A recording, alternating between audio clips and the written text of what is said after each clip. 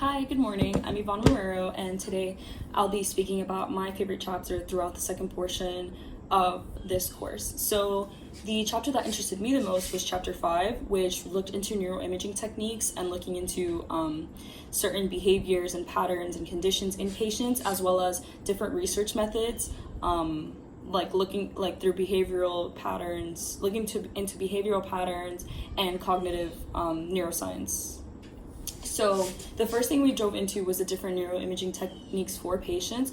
So that included the radioactivity imaging technique as well as the magnetic field-based techniques. So the radioactivity imaging technique includes the PET scan. So PET scans are used to look at the function and the activity of the brain activity in certain areas of the patient. Meanwhile, a magnetic field-based technique is used to measure the higher resolution areas of the brain, which look into certain chemicals and that can be found more concentrated in other areas. So that includes the MRI scan, which does that and is used through measuring the radio frequency waves and the concentration of those in the brain.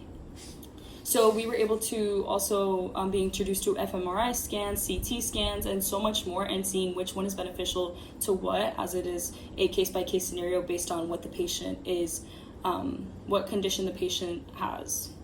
We also went into recording and how one records the psychophysiological activity of a patient. So first we looked into EEGs and how that can be measured and why it has to be measured. And then we then went into the two factors into measuring the somatic nervous system activity. So that includes an EMG as well as muscle tension. And then we basically dove into a lot of different research methods in biopsychology. So first we looked at the pharmacology research methods, which included drug administration, chemical lesions, and different chemical activity within that patient. And then we went into behavioral research methods, so that includes different tests that approach certain conditions, again, case-by-case scenario. This included the Wisconsin card sorting test, the dichotic listening test, as well as the repetition priming test. Again, all of these are case-by-case scenarios, and it allows the scientists to narrow down what imaging and what testing techniques they can go through in order to help their patient better. Thank you.